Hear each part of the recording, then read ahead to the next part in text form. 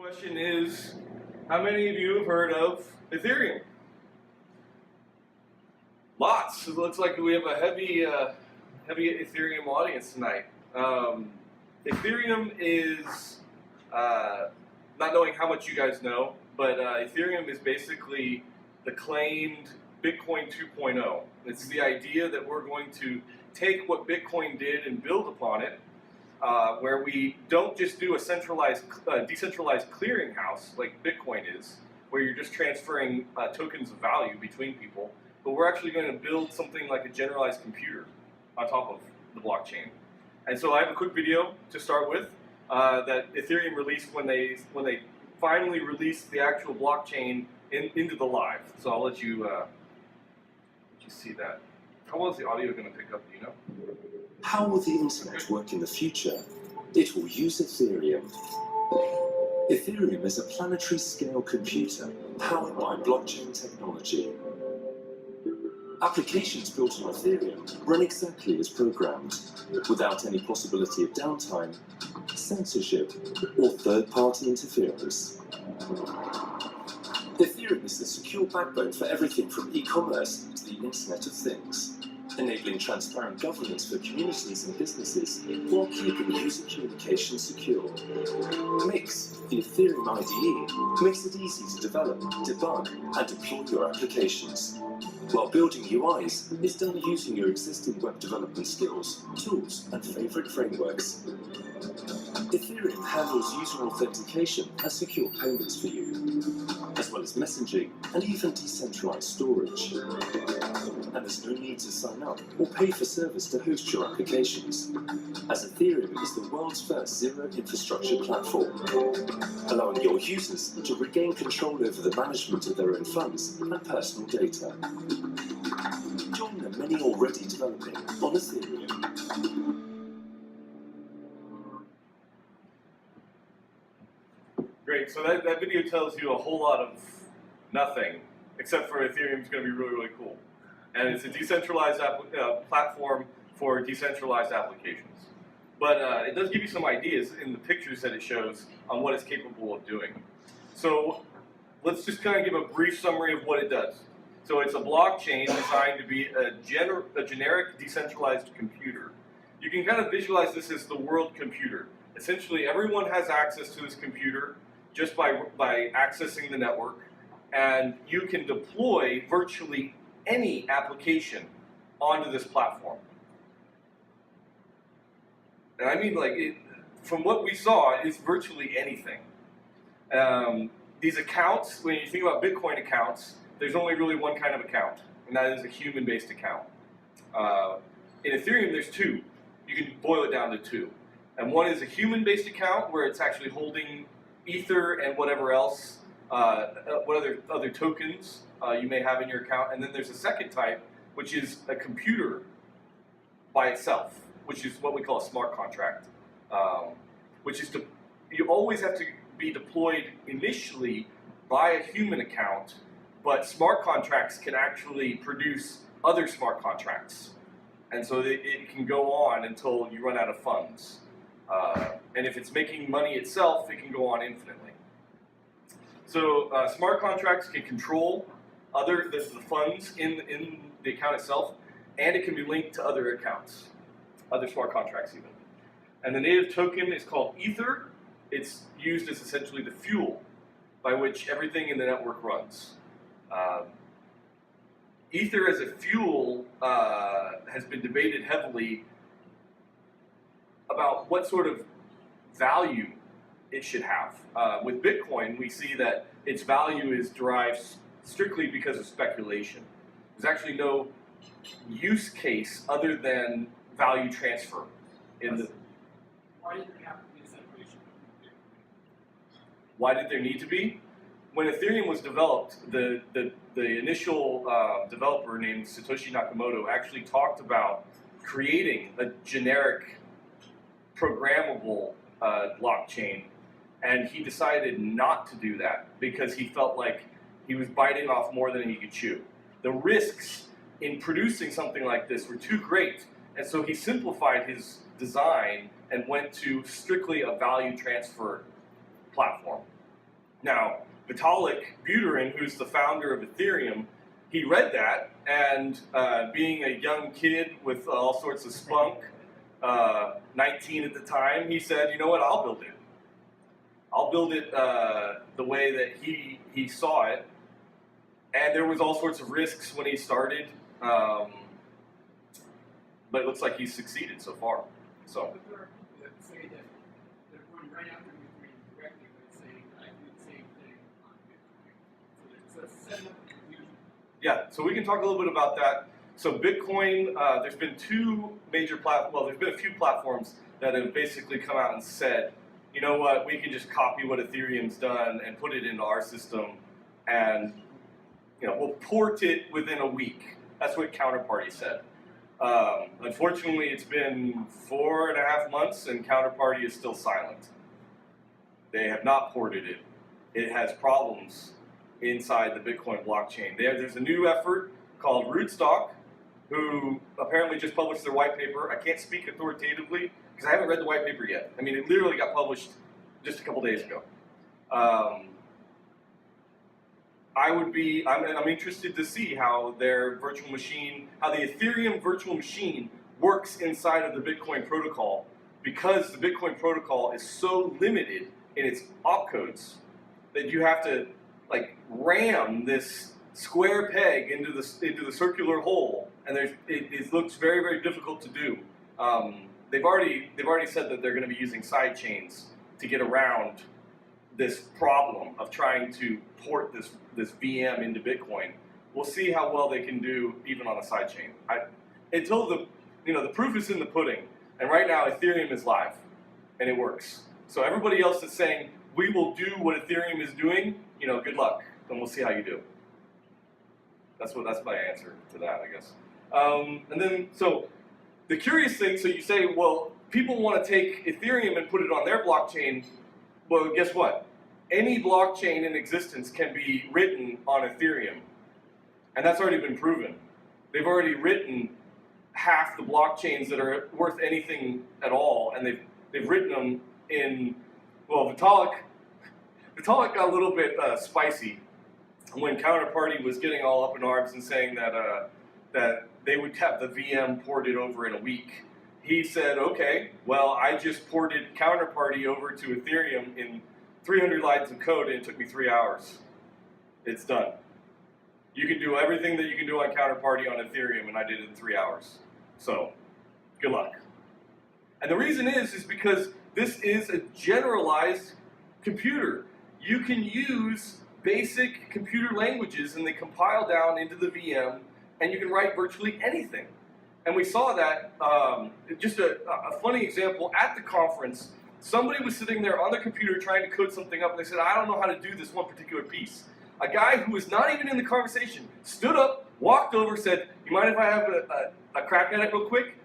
Wrote the code right there that guy needed, and they tested it right there, and it worked.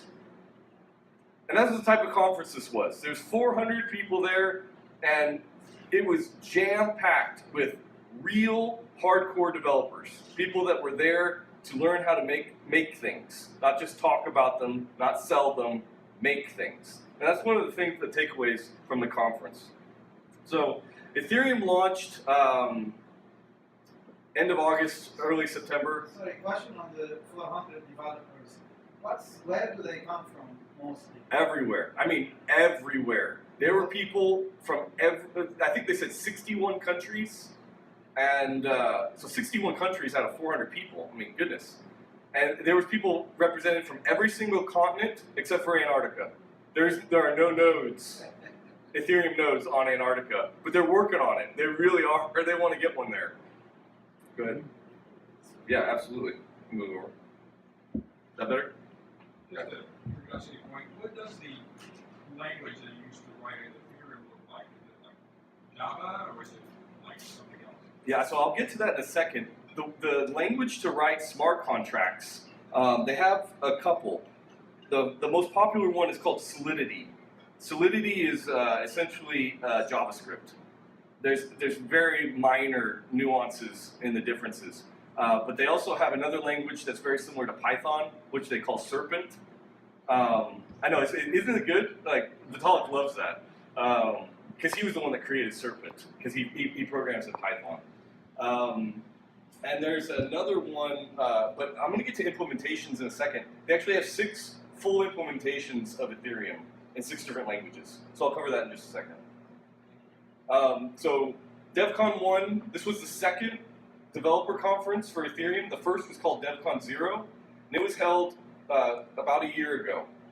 And it was held in Berlin, and there was only about 34 participants, and these were all the core development team for the platform.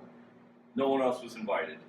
I died a little bit inside that day because I wanted to be there, but I really had no reason to be there because there was nothing I was going to significantly contribute. So this was the very first time, November 9th through the 13th, that the people who were living, breathing, loving Ethereum from its very beginning could actually go and meet each other and talk about their ideas, talk about their plans, talk about what they had built, and it was phenomenal. I think if you listen to some of the podcasts that are coming out, the thing that you will gain is an appreciation of how palpable the excitement was.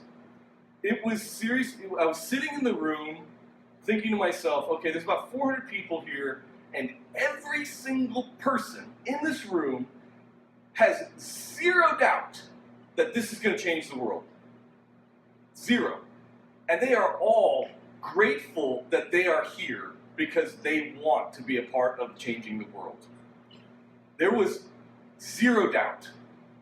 And when you left the main hall, the back room, I have a video of Slockit trying to do a video in the back room, and the buzz of people talking was insane, and it was constant throughout the entire conference.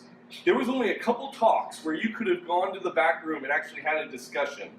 One was the opening with Vitalik, and the other one was Nick Szabo on the last day.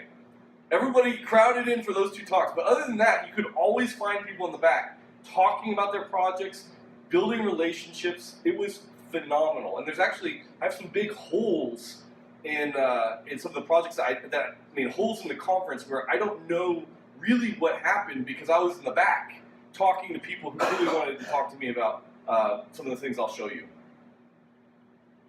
So let me just rattle off a few of the big names of who was there. We have Nick Szabo. If anybody's not familiar with him, just Google him. You will find out tons about smart contracts. He is the father of the smart contract. Imogen Heap, I wasn't very familiar with her, but she is a world-class recording artist, and she showed up to the Ethereum conference on the last day and talked to us all about how she was actually rolling out her own decentralized application through the Consensus group, and it's linked to Ujo Music. But basically, she was talking about how her solution will allow recording artists and other types of people who work with teams to compensate those teams based on the revenue that comes in. Because right now, when she works with a band, she pays them up front, and then they don't get any of the benefit of the ongoing income from the songs. She gets it all. Because there's no way to distribute it very well. So profit sharing through her platform. Pretty cool. So I'm not sure how many people heard Microsoft. Microsoft came in 2 weeks before the conference and said, we'll be a sponsor. Not only are we going to be a sponsor for the conference, we're also going to be partnering with Consensus, which I'll talk about in just a second. And they gave a talk, which I'll cover a little bit later. IBM was there. Their MTN project they displayed. They didn't show their other project, which did the washing machine. They showed another project that they're building in India with a telecom. So it was very cool. Deloitte was there. I met 5 of the Deloitte consultants that came over. We all went out and had dinner. So they presented some of the thoughts that Deloitte has on using the platform. Ubuntu was there, and this is funny, Ubuntu had the most outrageous comment of the entire conference. In their talk, they actually put up their use cases for Ethereum, and at the bottom, after they went through this list, they actually listed a safer prostitution system. Everybody was like, Ubuntu said it, we didn't say it. It wasn't just some small startup, that was Ubuntu, we didn't do it. So anyway, they were pretty funny. They had some pretty interesting things to say and how they were going to bring Ethereum into their own operating systems. I want to add something to that, to the Ubuntu talk at the DevCon, that they have a proof of concept for, I think it was Coca-Cola soda dispenser turning into ATM, like cash machine. Yeah. They can use the soda dispenser as a recycler. You do all the negotiating on the Internet of Things using a smart contract, like Ethereum as an application, and you can turn a soda dispenser into a full-blown cryptocurrency dispenser, which you can sell your Ether basically for cash or Bitcoin. So exactly, like using it as a sector of cash. So I just wanted to. No, absolutely. That was on their list of things that you could use it for. Like learn more about this. I mean, I have a few notes about that because the Ubuntu is definitely worth watching the DevCon1 YouTube talk. Yeah, I think they surprised everybody. No one really was looking for Ubuntu to show up, and then all of a sudden they were a talk on one of the sessions, on one of the days, and everyone says, "What are they going to talk about? We haven't heard about anything." But they gave a great talk about some of the ideas that they had, and it was their vice president of global technology. So they're actually taking it seriously. Was Deloitte focused on banks? Or? No, Deloitte was actually, it was interesting. Deloitte got up and did not give a PowerPoint. A guy just off the cuff talked about. They didn't give a PowerPoint. Yeah, it was amazing. It was, but he was young. He wasn't. So anyway, but they talked about several use cases. I can't remember exactly now, but they were not banking related. They were looking at other process flows, which was really intriguing to me, that they had already made the step out of currency. And that's one of the things you're going to see in what I'm presenting. This really steps out of currency in a big way. The bankers, there was one panel with bankers, and those bankers were from Barclays, UBS, Societe Generale, and then a couple of the guys from Consensus who had been in the banking sector for decades. But the focus was not on banks. In fact, during the banking panel, so okay, this is the contrast. A banking panel at a Bitcoin conference, everybody's in the room. A banking panel at the Ethereum Conference, literally the room is like empty. Crickets. It was ridiculous. I was back in the back room talking to a guy about my idea, which I'll cover later. But I decided, I was like, oh no, I wanted to come in and just see what the bankers had to say. I walked in and there was seriously only like 50 people in the room. I couldn't believe it. Nobody cared what the bankers were talking about. Now that'll probably change. As the banks come in much more heavily with development, that will change. And with money, because money's going to drive this. Oh, and then finally, consensus. Consensus you can think of as a loose aggregate of for-profit startups, most of which stem from Ethereum Foundation developers that have now broken off to do for-profit ventures. So they were all together on the FDev team in order to create Ethereum, and now that Ethereum's been released, a segment of them have broken away to form a for-profit venture called Consensus, and each of them have their own projects, and they've brought on a few other people who were heavily involved in Ethereum development. And so they're doing a system of profit sharing between them, risk sharing, but they're all working on different pieces of the platform that you would need, and I'll cover some of those in just a second. How many arms of Consensus? 20,000. No, I think there's like it's somewhere between 10 and 15 right now, but they're growing. They're growing. Yeah, the head of Consensus his name is Joseph Lubin. Had several conversations with him, and he has a very grand vision for what they're going to be able to do. But they're as the leader of consensus, he's not necessarily the president. He's not telling people what to do. He's bringing people in and setting up the contracts with the greater organization. But everyone is working independently. How many people were here in that team? Now it's quite small. It's been previously it's 35 people, but they also had consultants that you add to it, which brings it probably to about 45. Yeah, so let's just go through a summary of some of the highlights. So initially, the first 2 days were heavily focused on the Ethereum infrastructure. We talked a lot. I mean, they were very upfront. This is the surprising thing.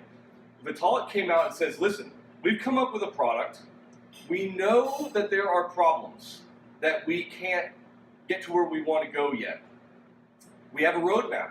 First thing that they want to do is take proof of work and transition to proof of stake. Does everyone know what I mean when I say proof of work, proof of stake? Okay, proof of work is the idea that you spend computational resource in order to secure the blockchain network. That's what Bitcoin does. You have now these days you have ASICs all over the world, which are cranking. They're doing hashes of the 256 algorithm, and they are competing with each other to find the next block. Okay, that's proof of work. Ethereum currently uses a form of proof of work that is very memory hard. It uses what's called the Ghost protocol.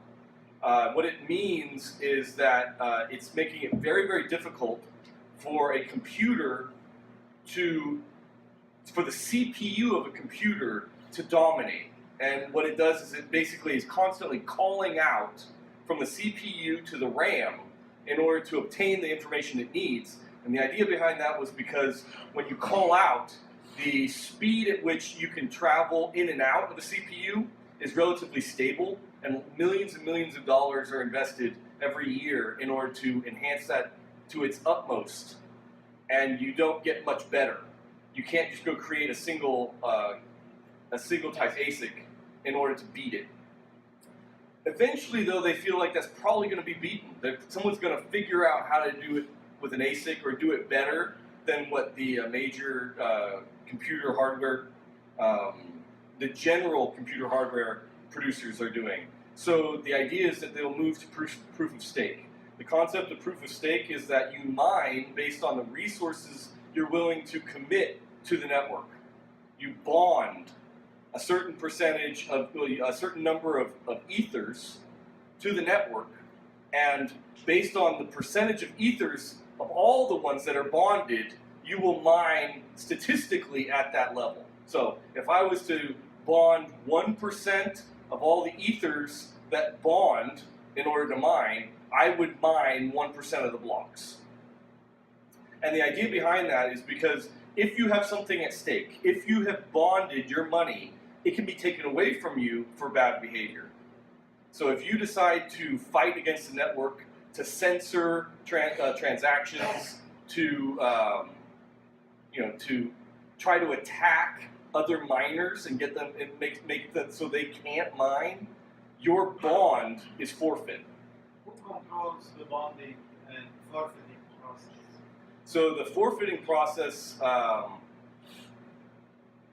it's not entirely clear how. I mean, it all works based on algorithms and voting. So I'm sure you would have to be bonded in order to have any say at all. But the way they've structured it, so the person that talked most about it, you can see on YouTube, is Zamfir. What's his first name?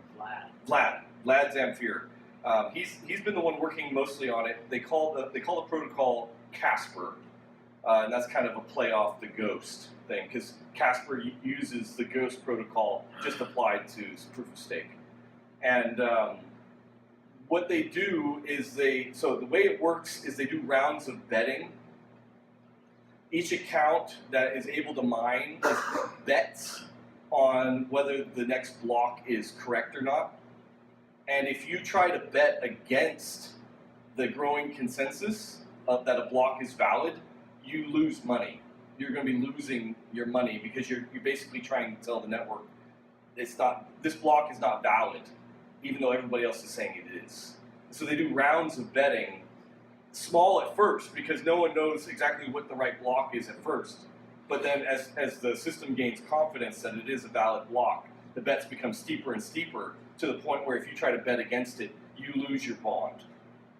If that makes any sense. I can go into more detail afterwards, but it is quite a complicated subject, so we'll move on.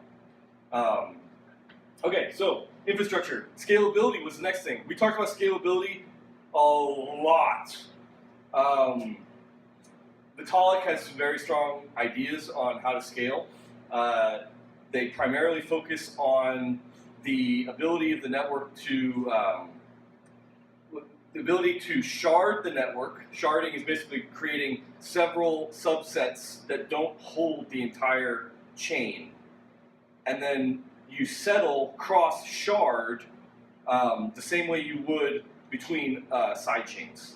But in Ethereum, you have the ability to do these pegs because it's all the same thing, right? So the one conflict that everyone's a little bit worried about is if you have a decentralized application that is large enough to not all fit on one shard, then it takes longer because you have to wait for settlement with another shard. As long as you're doing transactions all within the same shard, it's quite easy. It just works like it is now.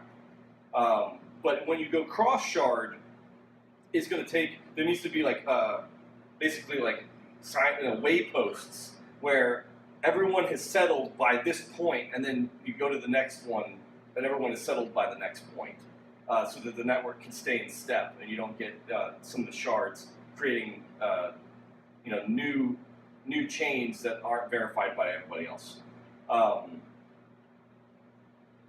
You can read quite a bit about that. Vitalik published a post where he goes into a large amount of detail. What he did show, though, at the conference was he actually showed the code that allows you to make transactions currently, and then he showed what would be incrementally added in order to make a transaction cross-shard, which is, it is additional funds that you have to pay in Ether to do that, but it wasn't, I think everyone sat back and said, oh, it wasn't as bad as I thought it would be. It's actually doable. What's the gain of transactions per second? What's that? What would be the gain of transactions So per second? theoretically, they've modeled it to 100,000 transactions per second. So we really are talking about a serious thing. And well, the thing about this is that it actually grows with the number of nodes. So currently, you expand the number of nodes on the Ethereum network, and you get zero gain in terms of transactions per second. You actually start to lose because of the latency issues of reaching all the nodes. However, if you shard, if you are able to add new shards, then you actually get incremental. I can't remember if it's a linear or an exponential increase in the number of transactions you can do. I can't remember. So, but it's significant to the point where. Well, so first of all, proof of stake should take us from 15-second block times down to they're saying 1 to 2. Well, Vitalik's shooting for 3-second. Vlad came out and says, I'm shooting for 1-second block times. That's the first part of scaling, but that's only going to take up part of the problem. And then sharding and scalability will take up the other part, where we can actually build out to do transactions at a world industry scale. That took up quite a bit of time at the conference. Do you have any projection for time for the rank talk to investors? This is exactly what They are not giving themselves a time frame. They said, so we know we're going to proof of stake because they've already set what's called the bomb. The bomb is it will statistically initiate. We don't know exactly when, but it's going to be initiated sometime between the 10th month and the 16th month after Ethereum was launched. And essentially what's going to happen is that the difficulty level of Ethereum in mining it is going to go exponential. So you will not be able to mine it at a certain point, and everyone will abandon the chain and hard fork to the proof of stake chain. The time frame for scalability, people are talking in the 2 to 3 year range. That may be aggressive, that may be not aggressive. I'm not going to weigh in on that. It's a big challenge. They have a lot to accomplish there. And that's if we want Ethereum to become like the blockchain that governs them all, right? So Like vision tape. You have to do that vision tape really out that. to do that, what? That first video we had, in order to actually make that even thinkable, you have to have this. Well, interestingly enough, people talked about off-chain transactions, being able to segment pieces of Ethereum off-chain, and then come back and join, like essentially have a side chain that then reports back only occasionally. And the idea would be that until we can get to scalability, some pieces can break off. Will you be talking about that? I won't be talking any more about that. That's pretty much a pie in the sky idea right now. We're pretty early days still. Okay, so new implementation. So Ethereum has been written in 6 different languages now. The first was Go. Second was C++. The third was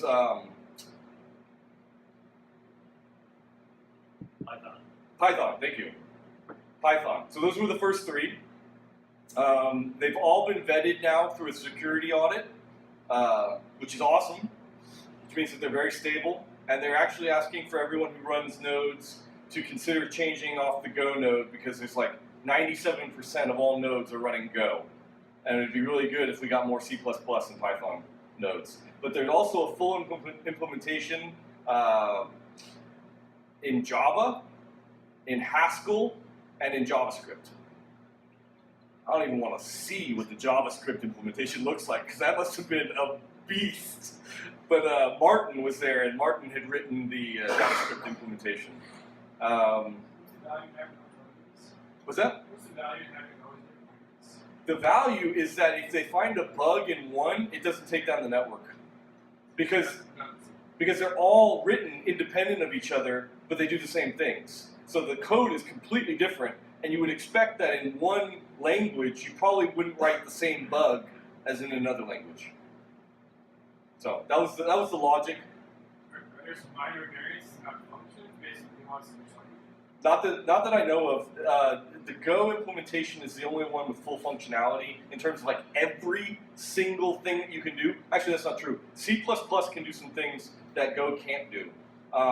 But other types of things, like for instance, the JavaScript implementation, it doesn't do certain niche cases. But it does all the basic functions. I think they define like a set of basic functions which would qualify as an implementation, and then everything else was kind of just extra. The Haskell one, no one actually knew about. This was the coolest thing. We show up to the conference, and the guy gets up and he goes, "Well, I wrote Ethereum in Haskell," and everyone was like, "What?" And he said, "And that's the one that Microsoft is using." It was like mind blown. Where did this guy come from? He actually works for Block Apps Strato, which I'll cover in a second, but not in too much detail. So don't hold your breath. IPFS, probably one of the best talks at the conference was given by Juan and concerning IPFS. It rocked everybody. We've all been waiting for Swarm, which is the static content database that they've been talking about for Web3. Basically, Swarm is the idea that everything you need for a web page or anything that's static, you put into Swarm. It's like an HTTP, like equivalent to Swarm. Yeah, like, replacing. because interplanetary file system is supposed to replace HTTP. Yeah, so IPFS.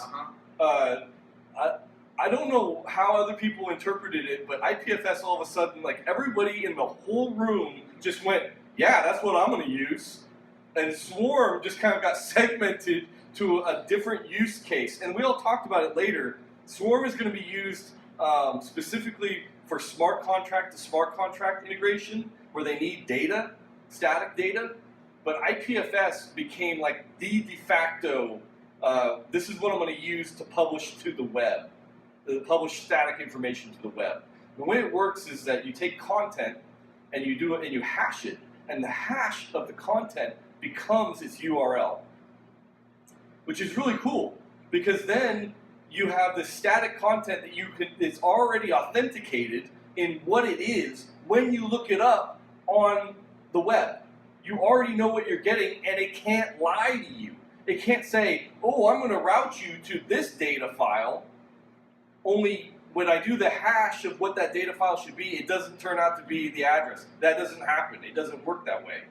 It can't work that way. And so that's something really promising to everybody, because now they can take a hash of whatever thing that they want to be inside the smart contract, and people can trust that object because they can go look at it on the web and hash it themselves and know that it's true.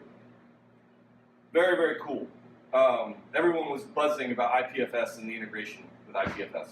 And it's also posed as Snowden cryptography, so it's like censorship, like proof, I guess. You know? Yeah, so IPFS works on similar principles in that it's decentralized. And you know what no one talked about was, I thought this was kind of interesting. No one wanted to try to decipher what the safe network was going to produce.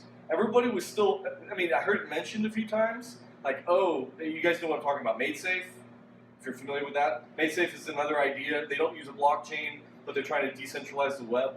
A few people was like, oh, but MadeSafe could do that. But then everyone was kind of like, yeah, but I don't really understand how MadeSafe is working, and I don't know how to integrate with them. So IPFS is here, we're going to do it. They're ready. So they're winning that battle right now in terms of static content. And then Swarm, like I just mentioned, it was envisioned to be like IPFS, but now it's going to be more specific to just inside Ethereum rather than the static web information. Whisper is the, you can think of Whisper as just a DHT, decentralized distributed hash table. Essentially, you send messages that are transient, they're not going to be saved forever, and it's just a messaging platform where you basically address who you want to be talking to. It can, wow, I'm not going to get into it. If you want to know more about Whisper, I'll have to talk to you offline because it's going to take me a little while to explain it. But it's think of it as like the transient quick messaging system across the Ethereum network. Mist. Anybody who's been following Ethereum knows that the Ethereum wallet has come out. I'll show it to you, actually.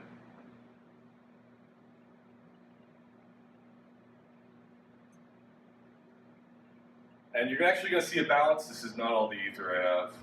But I'm not going to show you my contracts. So these are accounts that I have on the Ethereum wallet. And I've been doing some testing on their decentralized voting application, and then also doing decentralized voting to do token issuance. So you can actually have what's called a DAO, a decentralized autonomous organization, that uses voting of the people who own the tokens themselves. They get to vote on whether they're going to issue more tokens. So the company, this decentralized company, can actually vote to increase its shares. Or you can use it for all sorts of different things. I'll tell you what I'm going to use it for in just a little bit. But so these are different accounts. You can have a wallet that aggregates multiple accounts into a multi-sig, so that you need multiple people to sign off before the wallet can issue any transaction. You can do your contracts. Oops. So up at the top, deploy a new contract. I have a couple of contracts that I've already created here. You can give those contracts value, and that value can be distributed based on the contract's code. Very cool. I mean, I am not a coder. It is to the point where if you can figure out how to install different computer programs and play with them to get them to work, you can do this. So go ahead and try. It's great. You actually don't even need to download all of the source code, compile it, and create your own node. If you download this wallet, it will start an Ethereum node in the background for you.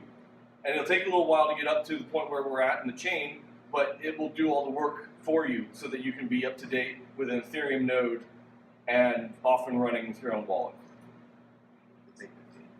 Oh gosh, I've got to move.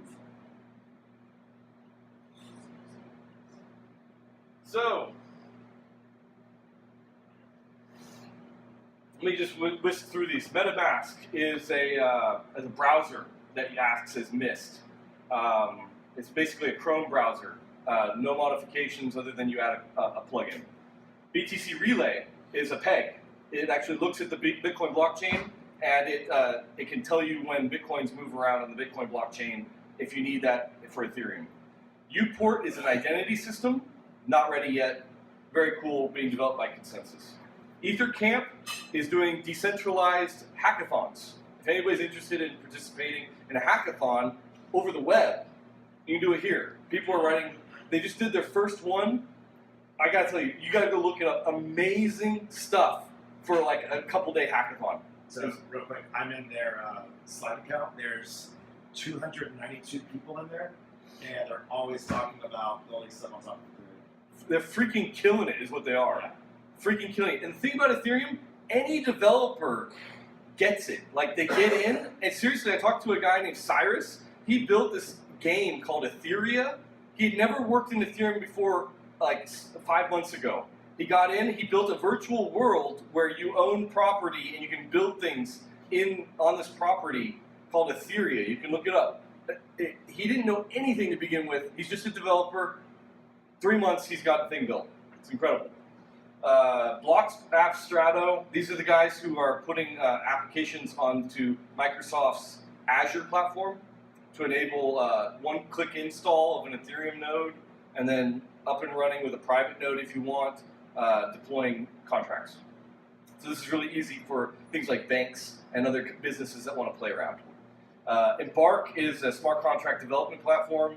Dapp Store, you can go check it out. Dapp Store has a whole bunch of decentralized applications that you can download and use right out of the box.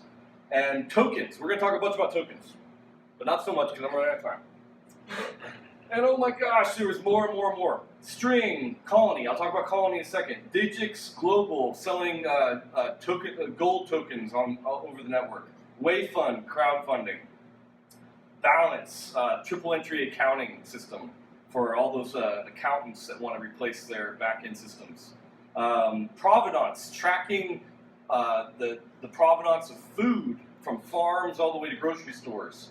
Maker is a stable coin, trying to create something that will constantly keep the value of a dollar without using a backing system like just holding a bunch of dollars in a vault in a bank.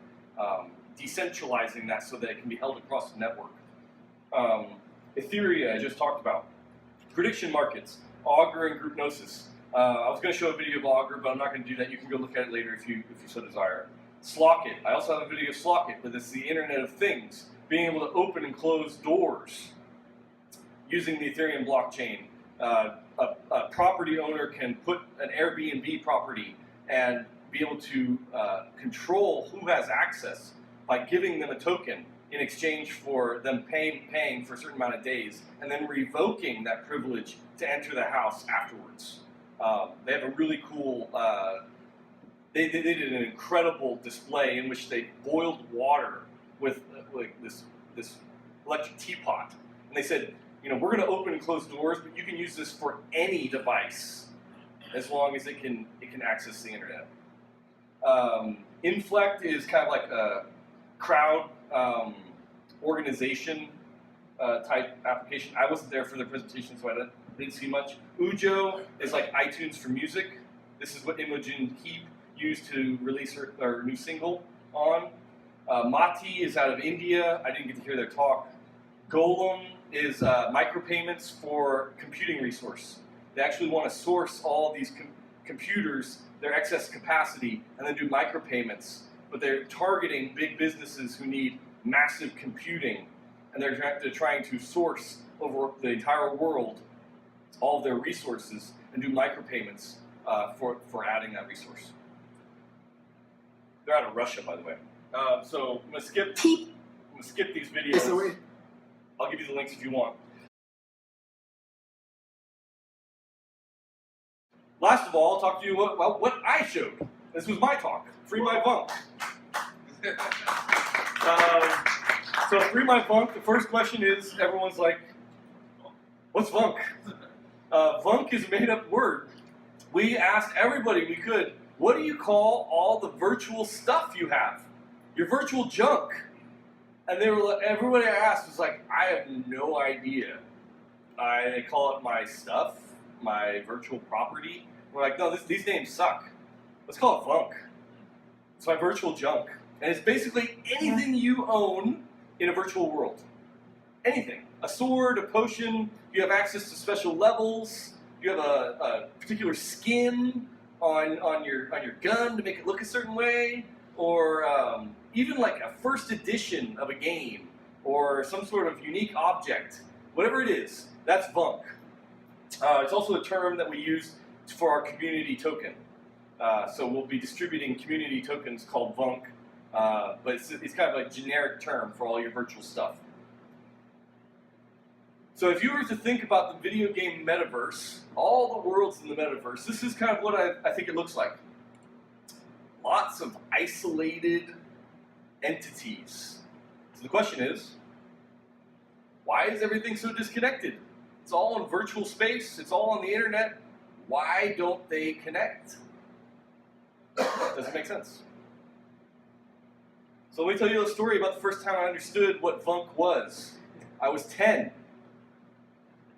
My very favorite game in the world was called Baseball Stars. Did anybody play Baseball Stars? No. Okay, this was on Nintendo. This was the very first game that allowed you to build a team, and it saved the state of the team when you turned off. And a little battery pack. It was the very first sports game that Nintendo came out with a battery pack on it that would save the state of the game.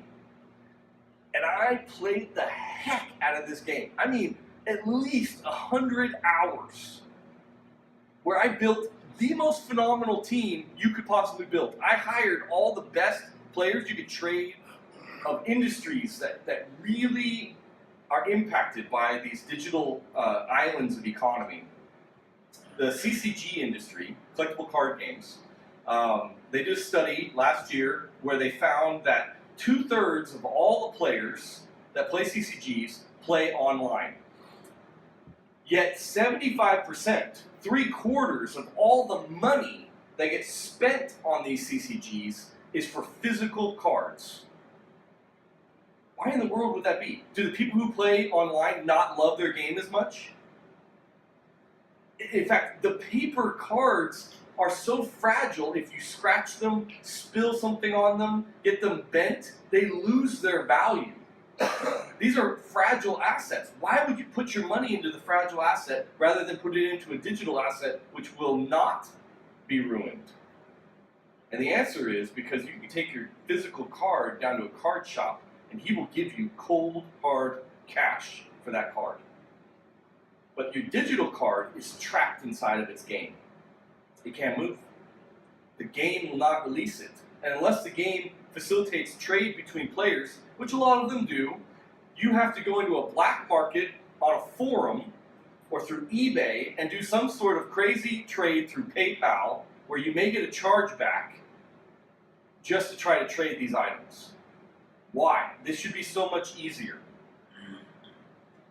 So that's where we come in. We want to facilitate this. We want to reduce the friction in this market. And we're doing that through three things. We think the three most important things. Number one, we're going to create a movement called the FreeMyVunk movement. And the idea is that we're going to build a community of people who want this to happen. And they're going to put pressure. The second is we're going to build tools and plugins so that video game developers can add digital wallets and add the ability to issue tokens just as easily as they can add a leaderboard in their game. So reduce the friction. And then finally, the marketplace will provide a place on the internet where players can come with their assets and trade away from their game. So that means you can trade your CCG card for a weapon in your next game of choice. And they don't even have to be anywhere similar to each other because the tokens can transfer without any problem. And then finally, what wraps it all together is our community token, which is called Vunk. I'll tell you about that in a second. And we call this the Revunkalution. Now, if you don't know, This is spelled out in some of the most famous weapons from different video games. And I challenged everybody at the conference, if you can name all these different weapons and where they come from, I would give them a t-shirt. People tried. They really tried hard. Some people got really close. That tells you how well they know all these different games. If you're interested, I'll tell you afterwards. So the movement, we published what we call the manifesto. It's the document reaching out to all gamers everywhere to raise their voices and to add pressure to the game development companies to implement this. We need to educate the gamers.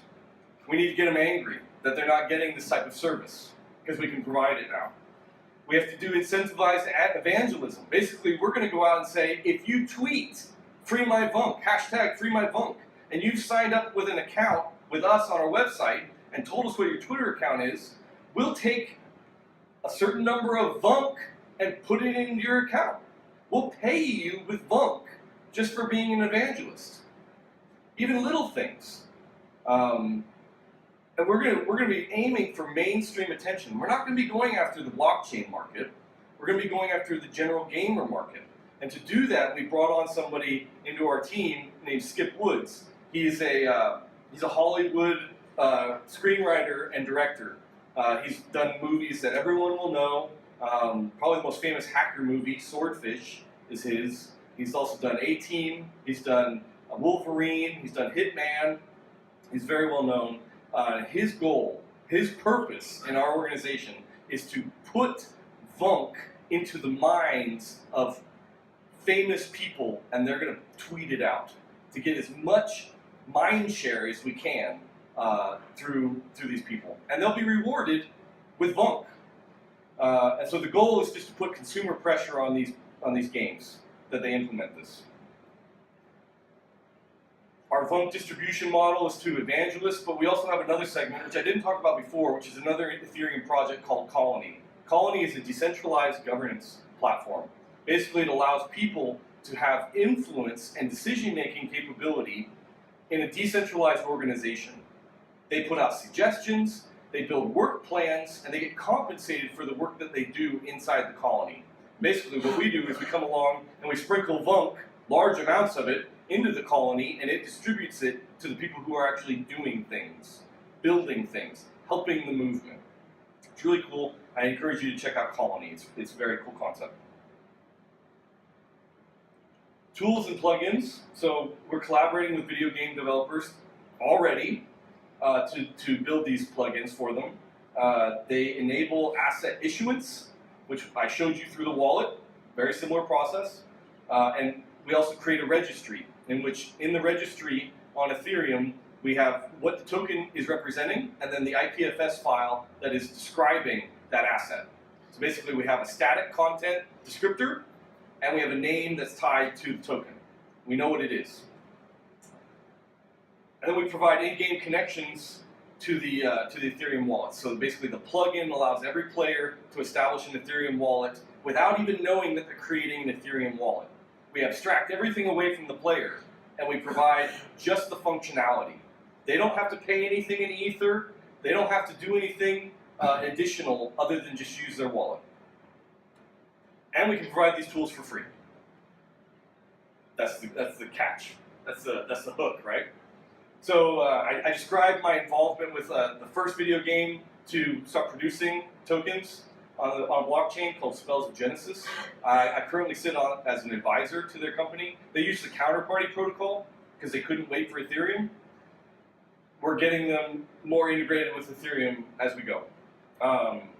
They've done quite well. They did a crowd sale, raised almost 1,000 Bitcoin. They've been producing cards. I think they've produced now 50 cards, a little less, 45 cards, and they've raised I think it's about $55,000 now, just in the sale of their cards, and they haven't even released their game yet. That's how powerful this is. So you're making money off of each transaction, card transaction? They're making money off card sales. No one's making money off card transactions right now. Not yet. There's no marketplace open right now. But we are going to be the first. So the marketplace, let's get to that. The reason Vunk has any value at all, that our community token, is because it acts as a spam filter. You must pay Vunk in order to post on the marketplace. If you don't have Vunk, you're going to have to buy it from someone who does. So early adopters who have accumulated Vunk can sell that Vunk to other players who want to trade on the marketplace. Obviously, its value is going to grow slowly, but it is an incentive mechanism for people to participate. So question, what prevents, once you've tokenized these digital assets, anybody else from copying your marketplace idea and having them do it somewhere else? Nothing. Except our wallets in the game talk directly to our marketplace, not theirs. So if someone wants to trade from the game that they're in, they're talking through our marketplace because we provided the wallet. But there's nothing stopping someone from going outside and trading on a different marketplace that someone else has set up. We just plan on being the best and having acquired a network effect by having built the tools. So our trades in the marketplace, they use Ethereum escrow accounts. So this is trustless trade. Essentially, people put into the escrow, and then the escrow executes the trade, so no one ever gets screwed. And then we also provide instant advertising to the games. Basically, we say we're going to do this for free, but what we actually say is, okay, if you don't have any money to pay us to do this, you need to give us a small percentage of all the assets that you produce, and then we'll take those assets and sell them on our marketplace. And by doing so, we make money, but we're also advertising for them in a secondary place. So basically what we propose is building the bridges between worlds. The black markets have demonstrated the need. The video gamers already embrace digital technology, digital wallets. We really see them as the average user adopter. The first people to adopt that are considered average. And indie game companies are going to be the first ones to adopt this. We actually have seen huge response. And I did not expect the response, to be honest. It has been overwhelming. I can't name any names, but we already have a list of clients that are, as soon as we establish the terms and our product of exactly what we're going to provide to them, the floodgates are just like opening, and it's how fast can we do this, not if we can do this. So it's been really impressive and overwhelming and very humbling, to be honest. Can you describe a little bit the escrow process? So we put both money. How do you make sure that the right card was transferred to the right person? Okay, so Before you release them. So the escrow account, it's not set in stone yet. We haven't finalized our escrow account. But essentially it works something like this. The account knows the token that's supposed to be sent to it, because what you do is you basically inform the smart contract of the tokens that are going to be exchanged, and then it waits to see that it's being sent to its contract, and once it holds both assets, then it transfers them to the opposite addresses. If that makes any sense. They're relatively, each contract is individually crafted, but it uses so many of the same elements that you can, it's just like a fill in the blank of what needs to be specialized. And you can do that through just like a simple smart contract builder. If that made any sense. So these are the people involved in the project right now. We've got some fun people. We have a graffiti artist from Houston that is doing some of the art for us. He did the Revunvolution and some of the other stuff. He's really fun to work with. Skip, who's in the movies. Then a series of us, Megan working on marketing, Blake working on Ethereum wallets, Richard and I working on plugins and stuff. So we're asking for other people to join us. We're looking for people to join the community. No matter what you can do, we need everyone. If you can organize meetings, if you can develop, if you can just be excited and go out and evangelize, we need everybody on board. I won't beat that drum. This is how you contact me. If anybody's interested, you can talk to me afterwards. I got a bunch of stickers. And I'll end with this. We'll have all sorts of fun memes that we'll be developing and putting out into the internet. Some people got offended by that first one, by the way, because they thought it was suggestive. I was like, well, we're not trying to be like the cuddly types. But anyway, that's FreeMyVunk, and that was the Ethereum Conference in a nutshell. I'm sorry I went over time, but there you go. Yeah.